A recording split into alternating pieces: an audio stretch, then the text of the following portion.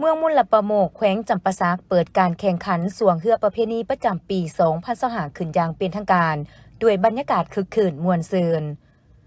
งานบุญสวงเฮือประเพณีประจำปี2025ที่เมืองมุลประโมกได้เปิดขึ้นอย่างเป็นทางการด้วยบรรยากาศที่คึกคืนม่วนซื่นที่ศาลาผามไซเข้มของบ้านเวิร์นแคนในวันที่9 ธันวาคม 2025โดยการเป็นประธานของฐานวรรณเดชแก้วจันทาห้องเลขาผักเมืองประธานคณะกรรมการปกครองเมืองมุลประโมกมีแขกเสือเซินจากแขวงและ8เมืองนครปักเซอดีตการนำของแขวงของเมืองมีบรรดานักธุรกิจผู้ประกอบการภายในและต่างประเทศภาคส่วนที่เกี่ยวของตลอดฮอดสีพายเฮือสวงและมวลส่วนเขาห่วมอย่างหลวงหลายท่านนางคำหลาสุทธวงศ์ห้องประธานคณะกรรมการปกครองเมืองมุลประโมกห้องประธานจัดงานได้กล่าวรายงานการกระเกี่ยมความพร้อมในการจัดพิธีเฉลิมฉลองวันศาสตร์ที่2 ธันวาคมรอบ50 ปีติดพันกับงานบุญสวงเฮือประจำปี2025การจัดงานบุญสวงเฮือแม่นกิจกรรมหนึ่งของประชาชนชาวเมืองมุลประโมกที่เคยปฏิบัติกันมาแต่โดนนานซึ่งเป็นหีดของประเพณีมรดกทางด้านวัฒนธรรมอันล้ำค่าของชาวเมืองมุลประโมกและก็ได้จัดเป็นประจำในทุกๆปีซึ่งปีนี้ทางคณะรับผิดชอบจัดงานได้เสื้อเซินเอาเฮือสวงจากบรรดาเมืองอ้อมค้างบ้านรวมทั้งเฮือสวงจากต่างแขวงคือเมืองละครเพ่งเมืองคงเซโดนแขวงสารวันเขาห่วมประกอบมีเฮือสวง33สีพาย5ลำประเภทเฮือ12สีพาย9ลำส่วนรางวัล33สีพายอันดับที่1จะได้รับคันรางวัล1หน่วยเงินสด15ล้านกีบอันดับที่2เงินสด10ล้านกีบอันดับที่3เงินสด5ล้านกีบประเภทเฮือ12สีพายอันดับที่1ได้รับเงินสด10ล้านกีบอันดับที่2เงินสด5ล้านกีบอันดับที่3เงินสด3ล้านกีบในพิธีทานวรรณเดชแก้วจันทาประธานคณะกรรมการปกครองเมืองได้กล่าวเปิดงานอย่างเป็นทางการในครั้งนี้ว่า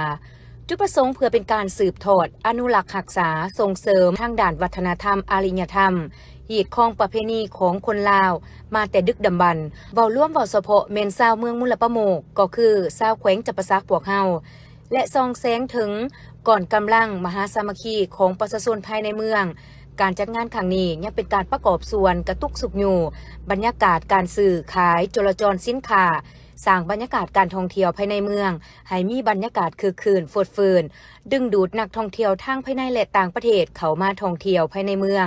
ก็คือแขวงจำปาสักให้นับมือนับหลายขึ้นพิเศษเป็นการสร้างขบวนการเฉลิมฉลองวันศาสตร์ที่2 ธันวาคมรอบ50 ปีให้มีความหมายเลิกเซิงและมีบรรยากาศฟดฟืนม่วนซื่นก่อนเวลานี้ธนาคารขนาดต่ำต้องส่งการใช้งานแข่งขันเพื่อส่งไปที่พศ2568พศ2556ถูกปัดส่วนที่มีต้นหอมข้างล่างและข้างล่างที่พุ่ง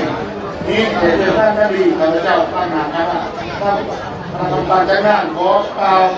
ไปที่การแข่งขันส่วนเลือกจะปี2568พศ2025ที่มุลประโมกอยากเป็นทางการนับแต่เวลานี้เป็นต้นไปขอบอกได้คณะผักหากฐานกลุ่มบ้านหนองบัวทองหับมหาชนก้าวหน้าและเลื่อนสมาชิกผักสำห้องขึ้นสมบูรณ์ในตอนเช้าวันที่12 ธันวาคม 2025ที่ของการบ้านหนองบัวทองเมืองอุทุมพรทางคณะผักหากฐานกลุ่มบ้านหนองบัวทองได้จัดพิธีหับเอามหาชนก้าวหน้าเข้ามาเคลื่อนไหวอยู่ในองค์การจัดตั้งผักประชาชนปฏิวัติลาวจำนวน7สหายยิง2สหายจาก3หน่วยผักคือหน่วยผักบ้านหนองบัวทองจำนวน4สหายยิง1สหายหน่วยผักบ้านพลหมากหยาจำนวน2สหายยิง1สหายและหน่วยผักโรงเรียนมัธยมสมบูรณ์บ้านนาจำนวน1สหายพร้อมทั้งเลื่อนสมาชิกผักสมัยสำห้องขึ้นสมบูรณ์จำนวน13สหายยิง5สหายจาก6หน่วยผักคือหน่วยผักบ้านหนองบัวทองจำนวน2สหายยิง2สหายหน่วยผักบ้านโนนวิไลจำนวน3สหายยิง1สหายหน่วยผักโรงเรียนมัธยมสมบูรณ์บ้านนาจำนวน2สหายยิง1สหายหน่วยผักบ้านพลหมากหยาจำนวน2สหายยิง1สหายหน่วยผักบ้านวังแคนจำนวน2สหายและหน่วยผักบ้านพลตาดจำนวน2สหายโดยการเข้าร่วมเป็นประธานของสหายนางจันละครอินทรีราชกรรมการประจำผักเมืองหัวหน้าคณะจัดตั้งเมืองอุทุมพร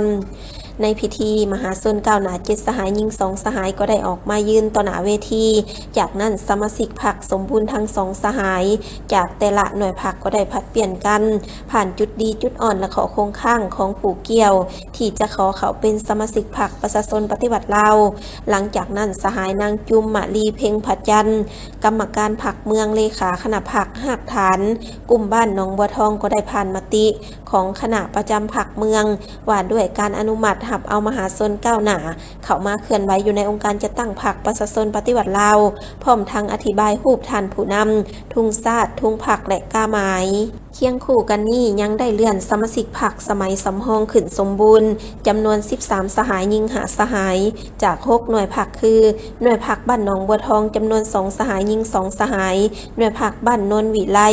จำนวน3สหายหญิง1สหายหน่วยพรรคโรงเรียนมัธยมสมบูรณ์บ้านนา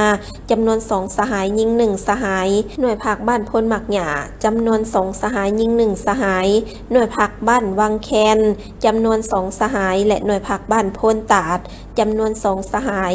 ซึ่งตั้งหน้าให้สมาชิกพรรคที่ได้เลื่อนครั้งนี้ยังได้ผ่านใบสำรวจตนเองสมัยสำรองตื่มอีกจากนั้นสหายนางจุมมะลีเพ็งพระจันทร์กรรมการพรรคเมืองเลขาคณะพรรคหากฐาน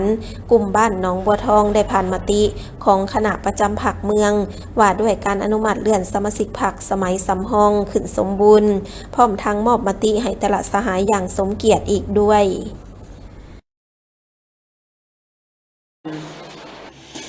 เสาร์วันที่15 พฤศจิกายน 2025 แขนงชนรับประทานแผนกกสิกรรมและสิ่งแวดล้อมแขวงสะหวรรณเขตพร้อมพนักงานวิชาการที่เกี่ยวข้องและพ่อแม่ประชาชนบ้านยอดห้วยบักสามัคคีกันออกแห่งงานรวมซ่อมแปลงของชนรับประทานอ่างเก็บน้ำยอดห้วยบักเมืองจำพรนำทีมโดยท่านบุญอ้วนศรีหานุวงศ์รองหัวหน้าแขนงชนรับประทานแผนกกสิกรรมและสิ่งแวดล้อมแขวงสมทบกับอำนาจการปกครองและพ่อแม่ประชาชนบ้านยอดห้วยบักเมืองจำพรเพื่อเฮ็ดให้เวียกงานชนรับประทานที่ได้รับการก่อสร้างสำเร็จนำใช้ยาวนานและรับประกันในการสนองนำให้เนื้อที่การผลิตกสิกรรมรัฐบาลกำหนดเอาวันที่3 พฤศจิกายนของทุกปีเป็นวันชนรับประทานซึ่งวันดังกล่าวแต่ละปีทั่วประเทศต้องได้สร้างกระบวนการอนามัยระบบของชนรับประทานอนามัยระบบของเมืองกวดกาหัวงานอาคารต่างๆเปิดน้ำและเกียมความพร้อมในทุกด้านแน่ใส่หับประกันสนองน้ำให้แก่การผลิตกสิกรรมให้ทันฤดูกาลหัวหน้ากลุ่มชาวนาโครงการชนรับประทานอ่างเก็บน้ำยอดห้วยบักเมืองจำพรแต่ละปีโครงการแม่นได้เริ่มการผลิตฤดูแล้งฉะนั้นได้มีการอนามัยของเมืองกวดการระบบหัวงานและอาคารต่างๆตามของเมืองในการเกียมความพร้อมสนองน้ำให้เนื้อที่การผลิตกสิกรรมให้สำเร็จก่อนการลงเหตุการผลิตซึ่งการอนามัยสันคลองเหมืองถังหญ้าป่าน้อยและถมขุมสันคลองเหมืองเพื่อเฮ็ดให้การสัญจรเหตุการผลิตและการติดตามกวดกาการบริหารจัดการน้ำตามคลองเหมืองอนามัยบรรดาสิ่งกีดขวางไหลในคลองเหมืองและการซ่อมแปลงตามคลองเหมืองที่มีตะกอนซากพืชและซ่อมแปลงคลองเหมืองจุดที่มีเบตงแตกเพื่อเฮ็ดให้การไหลในคลองสะดวกท่วงทันกับเวลาและเพียงพอตามความต้องการนำใส่น้ำในพื้นที่การผลิตการบำรุงรักษาใส่กะแลตและทาลีนประตูน้ำในอาคารตามคลองเหมืองมีอาคารยกน้ำอาคารแบ่งน้ำอาคารเอาน้ำเข้านาเพื่อให้ประตูน้ำนำใส้สะดวกและท่วงทันเวลาในการควบคุมและปล่อยน้ำเพราะคลองเหมืองมีความยาวทั้งหมด 18.60 กิโลเมตรมีจำนวน10บ้าน 1,874 ครอบครัวที่ได้รับผลประโยชน์จากโครงการ8 พฤศจิกายน 2025 นี้สำนักงานสหพันธ์แม่หญิงแขวงสะหวรรณเขต3องค์การจัดตั้งมหาชนมีสหพันธ์แม่หญิงแขวงร่วมกับคณะบริหารงาน2หนุ่มแขวงสหพันธ์กรรมบาลแขวงและกรมกองอ้อมข้างที่อยู่บริเวณสำนักงานของการเดียวกันมีองค์การตรวจสอบประจำภาคกลาง2แขวงสะหวรรณเขตกองปฏิบัติคำตัดสินของศาลได้สามัคคีกันสร้างกระบวนการอนามัยเพื่อคำนับรับต้อนส่งเสยวันสถาปนาสาธารณรัฐประชาธิปไตยประชาชนลาวครบรอบ50 ปีหรือวันศาสตร์ที่2 ธันวาและวันคล้ายวันเกิดประธานไกรสอนพงษ์วิหารวีรบุรุษแห่งชาติลาวครบรอบ105 ปี13 ธันวา 1920 13 ธันวา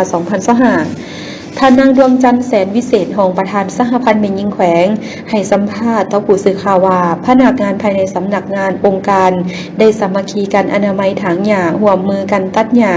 ติดตั้งทุ่งสาดทุ่งผักทุ่งทิว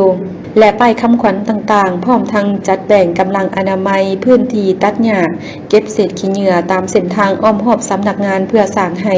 สำนักงานมีลักษณะที่สวยงามและเป็นระเบียบเรียบร้อยและนอกจากเป็นการกำหนดชมเชย2 วันประวัติศาสตร์แล้วก็ยังเป็นการอนามัยขอบเขตสำนักงานให้มีความสะอาดจบงามเป็นระเบียบเรียบร้อยเพื่อต้อนรับแขกคนที่เข้ามาแขวงสวรรณเขตก็คือนครไกรสอนพรหมวิหารเห็นได้ความเป็นระเบียบสะอาดงามตาของสำนักงานของการต่างๆพร้อมทั้งเคียงของปวงชนชาวแขวงสวรรณเขตจงพร้อมกันสั่งผลงานสั่งขบวนการไว้คำนับหับต้อนให้แก่วันประวัติศาสตร์ที่สำคัญต่างๆของชาติให้มีบรรยากาศฝืดฟื้นต่อเนื่อง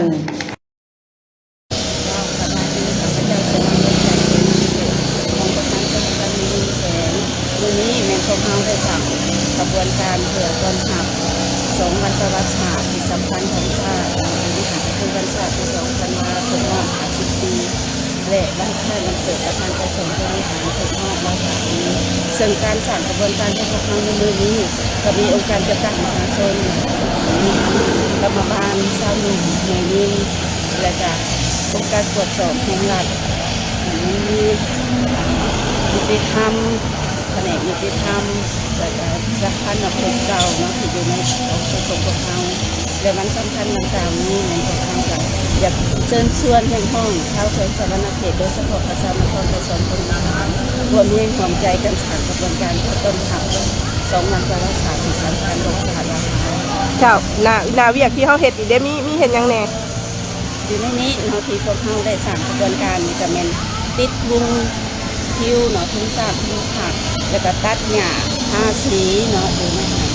แล้วก็มีอันติดป้ายคำขวัญพวกเราได้เห็นร่วมกันอยู่ในของเจ้าจุดประสงค์กับเพื่อให้มีความสะอาดจบงามอยู่ในนอกตื่มเพื่อที่จะให้อยู่ในตัวเมือง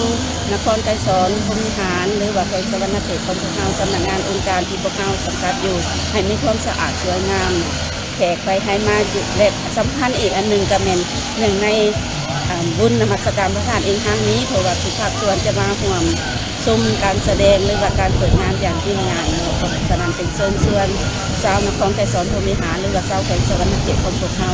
จงร่วมพากันสร้างขบวนการให้เป็นขบวนผลพื้นเพื่อต้อนรับ2 วันประวัติศาสตร์ของเรา ภายหลังที่มีการเปิดการแข่งขันกีฬาประจำปี 2025 ของวิทยาลัยตำรวจประชาชนเลข 2 สวรรณเขตมาเป็นเวลา21 วันเพื่อต้อนรับวันศาสตร์ที่ 2 ธันวาคม 1975 ครบรอบ50 ปีบ่ายวันที่ 1 ธันวาคม 2025 ก็ได้มีพิธีปิดกิจกรรมดังกล่าวเข้าร่วมในพิธีมีท่านพันเอกปริญญาเอกบีคำขุนสำนานเลขาคณะภาคหัวหน้าวิทยาลัยตำรวจประชาชนเลข 2 สวรรณเขตในพิธีได้รับชมการชิงชนะเลิศการแข่งขันกีฬาทั้ง3ประเภทประกอบมีดึงเชือกทรายยิงบานส่งทรายยิงบานเตะทรายยิงอันได้สร้างความตื่นเต้นและน่าสนใจของผู้ชมผู้เชียร์ก็เป็นการแข่งขันกีฬาบานเตะทรายซึ่งพบกันระหว่างทีมกองห้อย5หุ่นที่8และกองห้อย2หุ่นที่8การแข่งขันดำเนินไปจนครึ่งเวลาที่1เสมอกัน0ประตูต่อ0สืบต่อครึ่งเวลาที่2เป็นฝ่ายกองห้อย5หุ่นที่8นำไปก่อน2ประตูติดต่อกันจากนั้นกองห้อย2หุ่นที่8สามารถยิงประตูไหลตามเป็น1ประตูต่อ2อีกเวลาต่อมากองห้อยหุ่นที่8ยิงประตูนี้ห่างออกไปเป็น3ประตูต่อ1ฮอดท้ายครึ่งเวลาที่2กองห้อยหุ่นที่8ยิงไหลตามอีกเป็น2ประตูต่อ3จบการแข่งขันกองห้อยหุ่นที่8เอาชนะไป3ประตูต่อ2กลายเป็นทีมแชมป์ในรายการแข่งขันกีฬากิจกรรมปี2025ขบวนก้อนกำลัง13ก้อนได้เข้าสู่สนามโดยมีก้อนน้ำหนาโดยแม่นางสาวจับป้ายคำขวัญ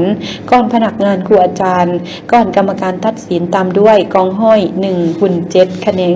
สืบข่าวอาญาและกองห้อย2หุ่น7แขนงสกัดกั้นและต้านยาเสพติดกองห้อย3หุ่นที่7แขนงป้องกันเศรษฐกิจกองห้อย4หุ่นที่7แขนงคุมขังดัดสร้างกองห้อย5หุ่นที่7แขนงจราจรกองห้อย1หุ่นที่8แขนงสืบสวนสอบสวนกองห้อย2หุ่นที่8แขนงสืบข่าวอาญากองห้อย2หุ่นที่8แขนงป้อง กันเศรษฐกิจกองห้อย4หุ่นที่8แขนงคุ้มขังดัดสร้างตามด้วยกองห้อย5หุ่นที่8แขนงคุ้มครองสัมพันธครัวและก่อสร้างหาฐานวิทยาลัยตำรวจประชาชนเลข2สวรรณเขตได้จัดกิจกรรมแข่งขันกีฬาครั้งนี้ก็เพื่อสร้างกระบวนการต้อนรับวันศาสตร์ที่2ธันวาคม1975ครบรอบ50ปีให้มีบรรยากาศโปรดฟื้นให้มีบรรยากาศม่วนซื่นเป็นปางบุญใหญ่ปวงส่วนราวทางชาติสิ่งสำคัญได้สร้างให้พนักงานนักรบกำลังป้องกันความสงบเฉพาะวิทยาลัยตำรวจประชาชนเลข2ได้จะตั้งเคลื่อนไหวตามแนวทางนโยบายกฎหมายของรัฐอย่างเป็นรูปธรรมรักษาได้ความสามัคคีเป็นปึกแผ่นปวงส่วนราวอันได้ส่องแสงให้เห็นถึงผลงานคุณงามความดีความเติบใหญ่ความเข้มแข็งของกำลังป้องกันความสงบก็คือวิทยาลัยตำรวจประชาชนเลข2ทั้งเป็นการพัฒนาวิทยางานกีฬาและทั้งเป็นการประกอบส่วนอย่างใหญ่หลวงในการเสริมสร้างความสามัคคีเพื่อสุขภาพเป็นการให้โอกาสสาวหนุ่มที่มีความสามารถมีพรสวรรค์ได้เข้าร่วมแข่งขันกลายเป็นการพัฒนาทรัพยากรมนุษย์อย่างรอบด้านจากนั้นก็ได้มีการมอบของขวัญรางวัลให้ทีมชนะเลิศและรองชนะเลิศแต่ละประเภทการแข่งขันในนี้ประเภทบานเตะทรายอันดับ1กองห้อยหาหุ่นที่8อันดับ2กองห้อย2หุ่นที่8บานเตะยิงอันดับ1หุ่นที่8อันดับ2หุ่นที่7บานส่งทรายอันดับ1หุ่นที่7อันดับ2หุ่นที่8บานส่งยิงอันดับ1หุ่นที่7อันดับ2หุ่นที่8ดึงเสือกทรายอันดับ1หุ่นที่7อันดับที่2ทีมครูอาจารย์ดึงเสือกยิงอันดับ1หุ่นที่7อันดับ2ทีมครูอาจารย์เช่นเดียวกันกิจกรรมครั้งนี้เป็นการสร้างขบวนการผลงานต้อนรับวันศาสตร์ที่2ธันวาคม1975ครบรอบ50ปีและวันเกิดประธานแกษรพรหมวิหาร13ธันวาคม1920ครบรอบ105ปีที่มีการเฉลิมฉลองอย่างยิ่งใหญ่ในขอบเขตทั่วประเทศ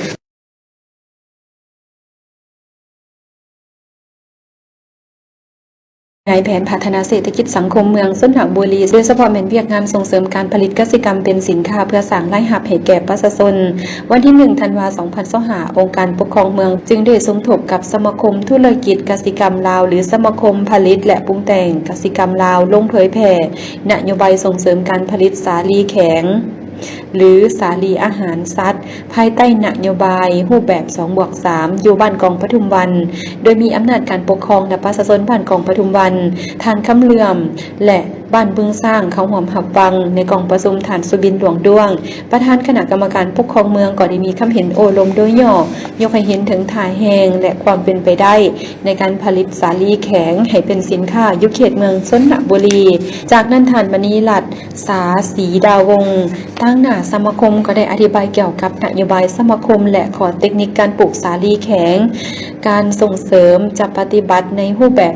2+3 คือประชาชนมีเนื้อที่และแรงงานส่วนบริษัทมีทุนและเทคนิคและการตลาดในนั้นสำหรับทุนที่บริษัทจะสนองล่วงหน้าก็แม่นค่าเกียมค่าฝุ่นยาปราบศัตรูพืชและเครื่องมือการผลิตเคียงคู่กันนั้นภาครัฐโดยเฉพาะก็แม่นของการกสิกรรมและสิ่งแวดล้อมและของการที่เกี่ยวข้องจะได้รับผิดชอบสุขอยู่ติดตามนำพาสร้างตั้งกลุ่มผลิตและนำพาเหตุสัญญาระหว่างบริษัทกับกลุ่มการผลิตอย่างครบถ้วนเพื่อรับประกันสิทธิผลประโยชน์ของแต่ละฝ่ายจากนั้นในตอนบ่ายวันเดียวกันก็ได้ดำเนินกองประชุมในแบบดังกล่าวอยู่ที่บ้านคำปะเนเพื่อส่งเสริมการผลิตแนวพันธุ์ถั่วเหลืองแบบ 2+3 ซึ่งมีครอบครัวเป้าหมาย10ครอบครัวในเนื้อที่5 เฮกตาร์สำหรับกระบวนการปลูกทั้งหมดนั้นจะเร่งการเกียมดินและปลูกให้สำเร็จภายในเดือนธันวาหาเดือนมังกรที่จะมาถึงนี้ค่ำคืนวันที่30พฤศจิกายนวันที่1ถึงวันที่2ธันวาคม2025บรรดาโรงเรียนแห่งต่างๆในเขตตัวเมืองอุทุมพรได้ร่วมกันจัดกิจกรรมแสดงศิลปะวรรณคดีเพื่อแสดงรับใส่มวลชนที่มาเที่ยวงานเฉลิมฉลองวันศาสตร์ที่2ธันวาคมครบรอบ50ปีวันที่2ธันวาคม1975ถึงวันที่2ธันวาคม2025อย่างคึกคืนม่วนซื่นโอกาสกล่าวเปิดงานแสดงศิลปะวรรณคดีท่านโพไซอินนวงศาประธานคณะกรรมการปกครองเมืองอุทุมพรมีคำเห็นว่าการแสดงศิลปะวรรณคดีของลูกหลานน้องนักเรียนแต่ละโรงเรียนก็เพื่อเป็นการแสดงออกทางด้านความสามารถทักษะการฟ้อนทักษะการรำและอนุรักษ์รักษาสืบทอดประเพณีด้านวัฒนธรรมดีงามให้ยืนยงคงอยู่กับคนลาวตลอดไปการแสดงศิลปะวรรณคดีลูกหลานแต่ละโรงเรียนแม่นได้จัดการแสดงอยู่3คืนคือค่ำคืนวันที่30พฤศจิกายนค่ำคืนวันที่1และวันที่2มีโรงเรียนอนุบาลประถมและมัธ ธยมในขอบเขตตัวเมืองส่งเข้าร่วมการแสดงบ่ว่าจะเป็นโรงเรียนอนุบาลไสยเพชรโรงเรียนอนุบาลประถมน้ำผึ้งโรงเรียนประถมไสยเพชรโรงเรียนประถมมณีวงศ์ไสประถมจุงเต็กโรงเรียนมัธยมสมบูรณ์ไสยเพชรโรงเรียนอนุบาลประถมแสนดีโรงเรียนอนุบาลทวีศักดิ์โรงเรียนอนุบาลประถมไสยมงคลโรงเรียนอนุบาลเมืองโรงเรียนอนุบาลไซประเสริฐโรงเรียนอนุบาลประถมจอมเพชรโรงเรียนอนุบาลประถมเวียดนามโรงเรียนมัธยมต้นสนามไซโรงเรียนมัธยมสมบูรณ์อุทุมพรซึ่งมีหลากหลายกิจกรรมการแสดงศิลปะวรรณคดีของแต่ละโรงเรียนอันได้สร้างความม่วนซื่นและเฮ็ดให้ผู้คนที่มาชมมาเชียร์ประทับใจในการแสดงแต่ละครั้งโดยเฉพาะเสียงตบมือเสียงเชียร์ดังก้องสนั่นต่อหน้าเวที